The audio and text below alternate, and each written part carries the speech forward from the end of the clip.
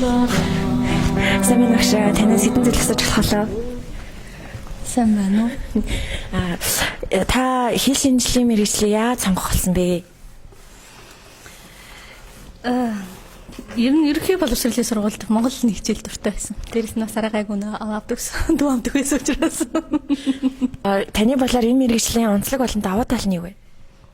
Онцлог үл яг монгол хүн гэж ямар байх ёстой вэ гэдэг яг үндэс зэрэг бодол ихнээс нь маш сайн суралцдаг да. Одоо би танд нэг зураг харуулъя. Та энэ үеийнхаа нандинд орсомжийг тэгээд бас оюутнуудад өгөх зөвлөгөө бид нарт өгөөч тах уу. За энэ зураг.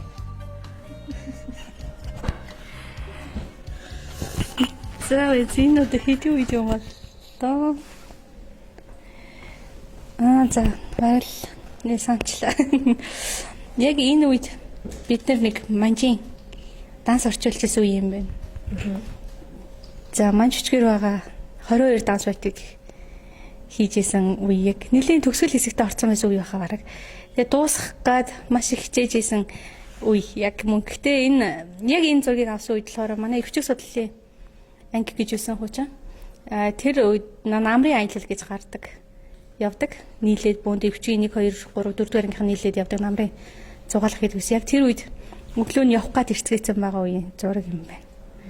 Тэгээд тэр үед манай оюутнууд нэг нэгээр танихгүй гэсэн бүгдээрээ нийлж аваад явдаг гэсэн маш сайхан дурсамж байсан байна да. Өнөөгийн оюутнуудад өгөх таны зөвлөгөө? За, оюутнууд за нэгдүгээрт манай оюутнууд хичээлээ сайн хийгээрэй. Номын сайн их сайн суугаарай. Ном сайн уншаарай. За ийм зөвлөгөө өгье да. Ярьслаас баярлалаа. Баярлалаа.